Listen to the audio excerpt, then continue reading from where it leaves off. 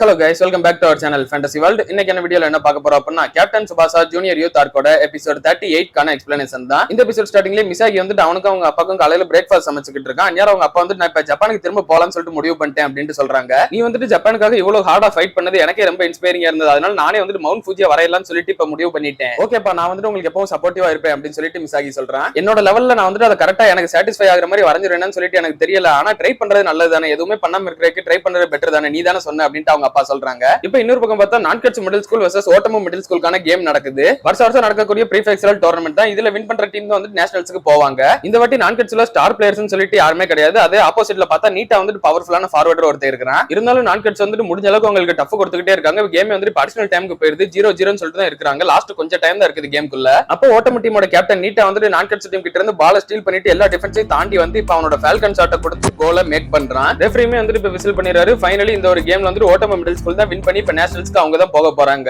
இந்த ஒரு மொமெண்டோட நான்கட்ஸோட கண்டினியூஸா 3 வருஷம் வின் பண்ணிக்கிட்டு இருந்தா அந்த ஒரு வின்னிங் ஸ்ட்ரீக் வந்துட்டு பிரேக் ஆயிருது. நீங்க கேம்குள்ள எல்லாமே எதுவுமே வந்துட்டு ஒரே மாதிரி இல்லல அப்படின்னு சொல்லிட்டு கோஜிரோ நான்கட்ஸோட பழைய பிளேயர்ஸ் எல்லாரையும் பார்த்து சொல்றான். கோஜிரோ அங்க வந்தது இவங்க எல்லாருமே ரொம்ப ஷாக்கிங்கா தான் இருக்குது. ஓட்டம் வந்தாலும் சரி இல்ல நான்கட்ஸ் வந்தாலும் சரி, அங்க நேஷனல்ஸ்ல வின் பண்ண போறது வந்துட்டு எங்களோட டீம் தான். டாகசியோட கேப்டன்சியோட டோஹோ அகாடமி தான் செகண்ட் டைம் இந்த வாட்டி நேஷனல் சாம்பியன்ஸா வருவாங்க அப்படின்னு சொல்லிட்டு கோஜிரோ சொல்றான். அண்ட் அதுக்கு மேல ஹை ஸ்கூல்லயுமே வந்துட்டு டோஹோ அகாடமி தான் வின் பண்ண போகுது. நானும் வாக்கசிம்ஸ் எல்லாம் ஏற்கனவே ஹை ஸ்கூலுக்காக பிராக்டிஸ் பண்ண ஆரம்பிச்சிட்டோம். ஹை ஸ்கூல் டோர்னமெண்ட்ல கண்டிப்பா நாங்க தான் வின் பண்ணுவோம் அப்படின்னு கோஜிரோ சொல்றான். அதுக்கெல்லாம் வாய்ப்பே இல்ல, ஹை ஸ்கூல் டோர்னமெண்ட்ல நாங்க தான் வின் பண்ணுவோம் அப்படின்னு இசிசாகி சொல்றான். சரி, உங்களை வந்துட்டு அடுத்த ஹை ஸ்கூல் டோர்னமெண்ட்ல நான் சந்திக்கிறேன் அப்படின்னு சொல்லிட்டு கோஜிரோ கிளம்புறான். இது அதுக்குள்ள வந்துட்டு இப்படி சுபாசாவை பார்க்காம போறியா அப்படின்னு சொல்லிட்டு இசிசாகி கேட்கறான். அப்ப கோஜிரோமா அவன் மனசுக்குள்ளே நினைக்கிறான், சுபாசா வந்துட்டு இன்னும் கொஞ்ச நாள்ல பிரேசிலுக்கு போயிருவான். அவன் போனதுக்கு அப்புறம் ஜப்பான்ல நம்பர் 1 ஸ்பாட்டை நான் வந்துட்டு வேற யாருக்குமே விட்டு கொடுக்கவே மாட்டேன். நான் தான் கண்டிப்பா நம்பர் 1 இருப்பேன். சுபாசா திரும்ப வரும்போது நாங்க வந்துட்டு அடுத்து மீட் பண்றப்ப 2 பேரும் ஜப்பானை ரெப்ரசென்ட் பண்ணி தான் விளையாடுற ஒரு கேமா இருக்கும் அப்படின்னு சொல்லிட்டு கோஜிரோ நினைச்சிட்டு அப்படியே கிளம்புறான். சுபாசாமா அவனோட ஜூனியர்ஸ் கிட்ட நீங்க யாரும் அழகெல்லாம் செய்யாதீங்க, நீங்க எல்லாருமே உங்களோட பெஸ்ட்டை கொடுத்தீங்க அப்படின்னு சொல்லிட்டு சொல்றான். இருந்தாலுமே நீங்க 3 வருஷமா சேர்த்து வச்ச ரெக்கார்ட் அதை வந்து நாங்க இப்படி பிரேக் பண்ணிட்டோம்ல அப்படின்னு சொல்லிட்டு அவங்க சொல்றாங்க.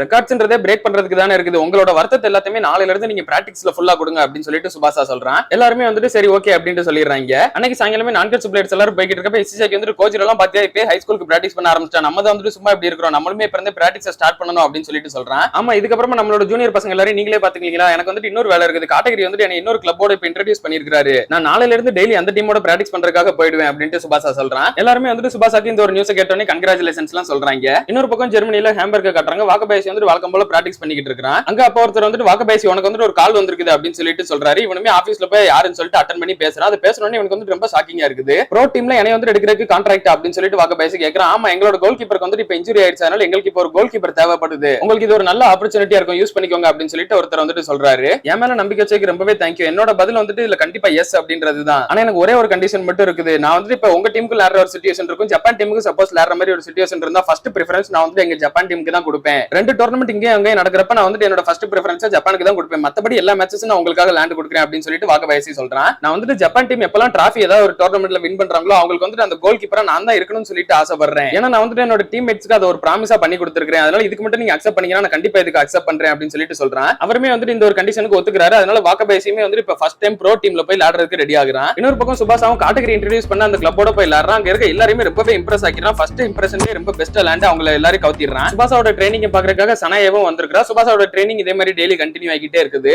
அடுத்து மறுபடியும் பாரிஸை காட்டுறாங்க. பாரிஸ்ல மிசாகி வந்துட்டு அவனோட பாரிஸ் ஃப்ரெண்ட்ஸ் எல்லாருமே வந்துட்டு இப்ப குட் பை சொல்லிட்டு அங்க இருந்து கிளம்புறான். கிளம்புறதுக்கு முன்னாடி அவனோட ஃப்ரெண்ட்ஸ் எல்லாம் வந்துட்டு இவனுக்கு கிஃப்ட் கொடுத்து அனுப்புறாங்க. ஒரு ஃபுட்பால், அது போக ஒரு ஃபுட்பால் ஷூ ரெண்டுமே வந்துட்டு கொடுத்து தான் அனுப்பி வைக்கிறாங்க. மிசாகி ஃபிளைட்ல போனதுக்கு அப்புறமா அவனோட ஃப்ரெண்ட்ஸ் எல்லாருமே மிசாகி நினைச்சு ரொம்பவே ஃபீல் பண்றாங்க. அடுத்த நாள் காலையில நான்கட்ஸ் பிளேயர்ஸ் எல்லாரும் ஸ்கூலுக்கு போறப்ப வாக்கபாயசி பத்தின நியூஸ் தான் இப்ப ட்ரெண்ட் ஆயிருக்குது. 15 வயசுல ப்ரோ டீம்ல வந்துட்டு கான்ட்ராக்ட் சைன் பண்ணிருக்காரு அப்படின்னு சொல்லிட்டு அதை நினைச்சு எல்லாருமே ரொம்ப சந்தோஷப்படுறாங்க. இது சுபாசா கிட்டயுமே சொல்றாங்க. சுபாசா வந்துட்டு எனக்கு இது ஏற்கனவே தெரியும், நீ வந்துட்டு என்னை பீட் பண்ணிட்ட வாக்கபாயசி, ஃபர்ஸ்ட் நீ வந்துட்டு எனக்கு முன்னாடி ப்ரோ ஆயிட்ட அப்படின்னு சொல்லிட்டு சுபாசா நினைக்கிறான். அடுத்து ஜப்பான் டீமோட ஃபுட்பால் ஃபெடரேஷனை காட்டுறாங்க. அங்க வந்துட்டு இப்ப செலக்ஷன் மீட்டிங் நடக்குது. ஜப்பான் டீம்ல எந்த பிளேயர்ஸை செலக்ட் பண்ணணும் அப்படின்னு சொல்லிட்டு அதுல காட்டகிரி வந்துட்டு சுபாசாவோட பேரை ரெக்கமெண்ட் பண்றாரு. ஆனா எல்லாருமே வந்துட்டு கொஞ்சம் தயங்குறாங்க. அவன் வந்துட்டு ரொம்பவே சின்ன பையன் தான், அவனுக்கு பப்ளிக் அட்டென்ஷன் நிறைய தான் இருக்குது, பட் இருந்தாலும் அவனோட வயசு ரொம்பவே கம்மி தானே அப்படின்னு சொல்லிட்டு இப்ப அப்படியே நான்கட்ஸ் ஸ்கூல்ல சுபாசாவோட கிளாஸ் காட்டுறாங்க. அவங்க ஸ்டாஃப் உள்ள வந்த உடனே நான் வந்துட்டு உங்களுக்கு புது டிரான்ஸ்ஃபர் ஸ்டூடெண்ட் ஒருத்தர் இன்ட்ரோடியூஸ் பண்றேன் அப்படின்னு சொல்றாரு. உள்ள ஒருத்தன் வாரா, யாரான்னு சொல்லிட்டு பார்த்தா மிசாகி தான் மறுபடியும் வந்திருக்கான். இதை பார்த்துட்டு எல்லாருமே பயங்கர அதிர்ச்சி ஆகி போயிருது. நான் வந்துட்டு இப்ப ரொம்பவே சந்தோஷமா இருக்கேன், மறுபடியும் நான்கட்ஸ் மிடில் ஸ்கூலுக்கு நான் வந்துட்டு இப்ப டிரான்ஸ்ஃபர் ஆகி வந்துட்டேன் அப்படின்னு சொல்றான். அடுத்த கிளாஸ்லாம் முடிஞ்சதுக்கு அப்புறம் எல்லாருமே மிசாகி கிட்ட வந்து பேசுறாங்க. இசிசாகி வந்துட்டு இப்பதான் நம்ம டீம் வந்து ஸ்ட்ராங்காகவே செய்யுது, ஹை ஸ்கூல் போனதுக்கு அப்புறமா நம்ம வந்து கோஜிரோக்கு அகைன்ஸ்டா இப்ப அவங்க டீமுக்கு ஈக்குவலாவே இருக்கலாம் அப்படின்னு சொல்றான். அதுக்கு மிசாகியும் சுபாசா கிட்ட வந்துட்டு ஆமா சுபாசா, நீ வந்து ஹை ஸ்கூல்ல எங்க கூட இருக்க மாட்டல, நீ வந்துட்டு பிரேசிலுக்கு போயிருவல அப்படின்னு சொல்றான். ஆமா அப்படின்னு சுபாசாவும் சொல்றான். அப்பனா நம்மளால ஹை ஸ்கூல்ல சேர்ந்து விளையாட முடியாதா? பட் இருந்தாலும் எனக்கு நம்பிக்கை இருக்குது, நம்ம 2 பேரும் கண்டினியூஸா இதே மாதிரி ஃபுட்பால் விளையாண்டுட்டு இருந்தோம் அப்படின்னா எப்பவாவது ஒரு டைம் நம்ம வந்து திரும்ப ஜாயின் பண்ணி விளையாடுவோம் அப்படின்னு மிசாகி சொல்றான். மிசாகியோட அப்பாவும் வந்துட்டு இப்ப மவுண்ட் ஃபுஜியை வரையறதுக்கு ரெடி ஆயிராரு. சுபாஷ் வந்து அதே கிளப்போட கண்டினியூஸா பிராக்டிஸ் பண்ண ஆரம்பிக்கிறான். ஜப்பான் டீம்ல இருந்த ஒரு பிளேயர்ஸுமே வந்து எல்லாரும் ஹை ஸ்கூல் போறதுக்காக இப்ப நல்லாவே படிக்க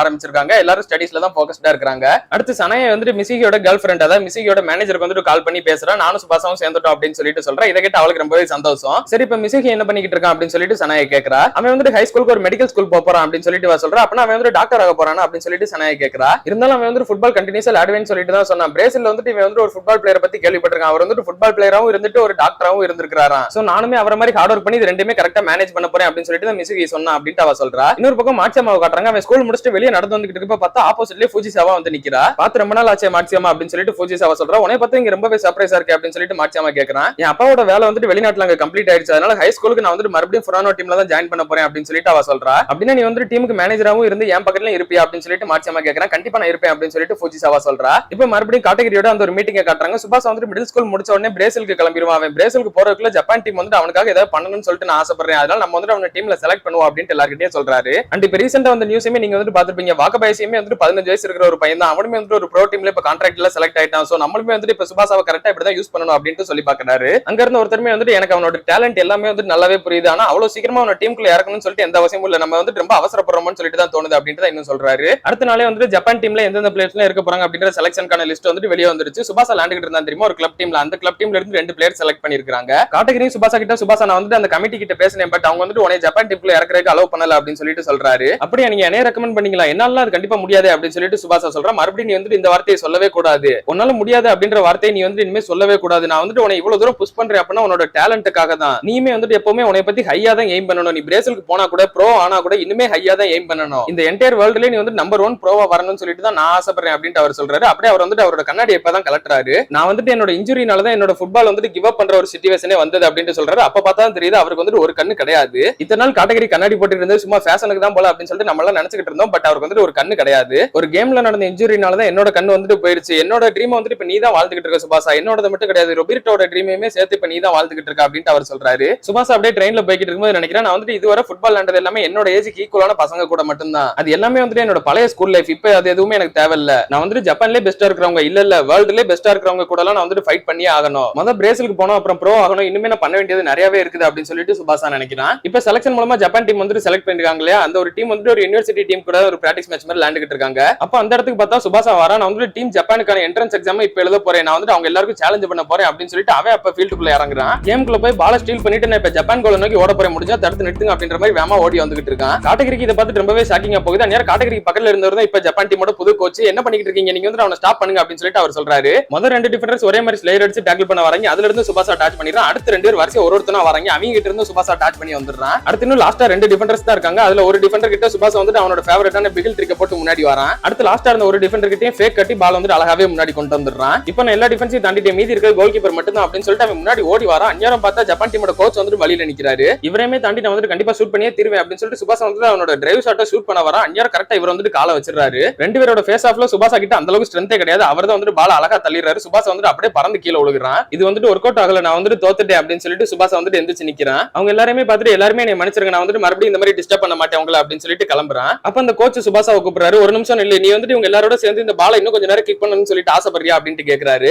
இதை கேட்டு சுபாஷாக்கு ரொம்பவே ஆச்சரியமா போச்சு. நான் வந்து டீம் ஜப்பானுக்கு உன்னை வந்து வரவேற்கிறேன், உன்னோட ட்ரிப்ளிங் ஸ்கில்ஸ் எல்லாமே ரொம்பவே சூப்பரா இருக்கு ஓசரோ சுபாஷா அப்படின்னு சொல்லிட்டு அந்த கோச் சொல்றாரு. நான் கட்சியில் இருக்க எல்லா பிளேயர்ஸுமே வந்துட்டு இப்ப சுபாஷா என்ன ஆலயக்கான ஸ்கூல் பக்கமே வரல அப்படின்னு சொல்லிட்டு பாத்துக்கிட்டு இருக்காங்க. அந்நியார ஒரு நியூஸ் வருது, சுபாஷா வந்து இப்ப ஜப்பான் டீம்ல செலக்ட் ஆயிட்டா அப்படின்னு சொல்லிட்டு. இதை பார்த்துட்டு எல்லாருமே ரொம்பவே சந்தோஷமா இருக்குது. அப்படியே இன்னொரு நியூஸ்மே வருது, ஃபர்ஸ்ட் இன்டர்நேஷனல் மேட்ச் ஜப்பானுக்கு வந்துட்டு பரகு அப்படின்னு சொல்லிட்டு ஒரு டீம் கூட தான் நடக்க போகுது அப்படின்ட்டு. அப்படின்னா நம்ம வந்துட்டு சுபாஷாவோட மேட்ச் பாக்குறதுக்காக போவோம் அப்படின்னு சொல்லிட்டு எல்லாரும் முடிவு பண்றாங்க. சுபாஷா இப்ப ஜப்பான் டீம்ல செலக்ட் ஆனது ஜப்பானை சுத்தி இருக்க மத்த எல்லா பிளேயர்ஸுமே வந்துட்டு தெரிய வருது. ஃபைனலி அவன் வந்துட்டு சாதிச்சிட்டான் போலயே அப்படின்னு சொல்லிட்டு கோஜிரா வந்துட்டு சொல்றான். சுபாஷா வந்துட்டு இப்ப ஜப்பான் டீமோட சேர்ந்து தான் பிராக்டிஸ் பண்ணிக்கிட்டு இருக்கான். அந்நியார சுபாஷா வந்துட்டு அவனோட டிரைவ் ஷாட்டை போட்டு எல்லாருமே ரொம்ப இம்ப்ரெஸ் பண்றான். நான் வந்துட்டு கண்டிப்பா வேர்ல்டுலயே நம்பர் 1 பிளேயர் ஆகுவேன் அப்படின்னு சொல்லிட்டு நினைக்கிறான். அப்படியே கட் பண்ணி இதோட இந்த ஒரு எபிசோட முடிக்கிறாங்க. இன்னும் ஒரே ஒரு எபிசோட தான் இந்த கேப்டன் சுபாஷா ஜூனியர் யூத் ஆர்க் அதோட முடிய போகுது. அதெல்லாம் நீங்க தொடர்ந்து பார்க்கணும்னு நினைச்சீங்கன்னா மறக்காம நம்ம சேனலை சப்ஸ்கிரைப் பண்ணி சப்போர்ட் பண்ணுங்க. அப்படியே இந்த எபிசோட் பிடிச்சிருந்தா மறக்காம ஒரு லைக்கையும் போட்டு போயிருங்க. நான் உங்களுக்கு இன்னொரு நல்ல வீடியோல வந்து மீட் பண்றேன். பாய் guys.